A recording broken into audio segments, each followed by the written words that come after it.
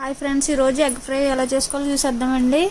సింపుల్గా అయిపోతుంది, తొందరగా అయిపోతుంది. ముందుగా కోడిగుడ్లు ఉడకబెట్టుకుని పక్కన పెట్టేసుకుని ఆనియన్స్, పచ్చిమిర్చి, టమాటో కోసుకుని కూడా పక్కన పెట్టేసుకుందాం. కడాయి వేడెక్కిన తర్వాత ఆయిల్ వేసేసుకుని కొంచెం పసుపు వేసుకుని కోడిగుడ్లు వేసుకుని వేపేసుకుని పక్కన పెట్టేసుకుందాం. ఆనియన్స్, పచ్చిమిర్చి, కరివేపాకు కూడా వేసేసుకుని బాగా గోల్డెన్ కలర్ వచ్చేదాకా వేపేసుకుందాం.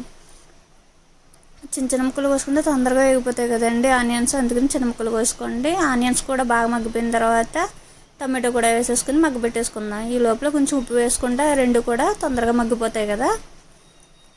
బాగా మగ్గిపోయినాయి కదండి టమాటో, ఆనియన్స్. అందులోనే కొంచెం అల్లం వెల్లిపాయ పేస్ట్ కూడా వేసేసుకుందాము. అల్లం వెల్లిపాయ పేస్ట్ కూడా మగ్గిపోయిన తర్వాత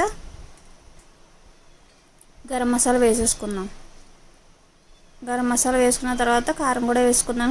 కర్రీకి సరిపడినంత కారం కూడా వేసేసుకుందాం. ముందుగానే ఉప్పు వేసుకున్నాం కాబట్టి సరిపోతుంది. కారం వేసేసుకుందాం కదండి, ఒకసారి కలిపేసుకుందాం. అన్నీ కలిపి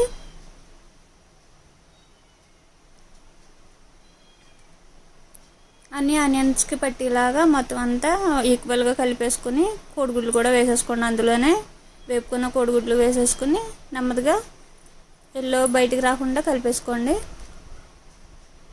దీంట్లో వాటర్ అయితే వేయమండి. ఎగ్ ఫ్రైకి తొందరగానే అయిపోతుంది. ఆనియన్స్ కట్ చేసుకుని పెట్టుకుంటే ఒకసారి మూత పెట్టేసుకుందాము. దీంట్లోనే లాస్ట్ అండ్ ఫైనల్ ఇంకా కొత్తిమీర వేసేసుకుని ఒకసారి కలిపేసుకుందాం.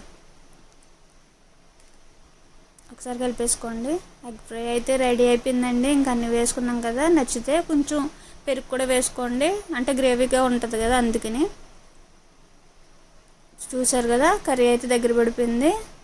ఎగ్ ఫ్రై రెడీ అయిపోయిందండి. నచ్చితే లైక్ అండ్ సబ్స్క్రైబ్ అండి. థ్యాంక్ యూ అండి.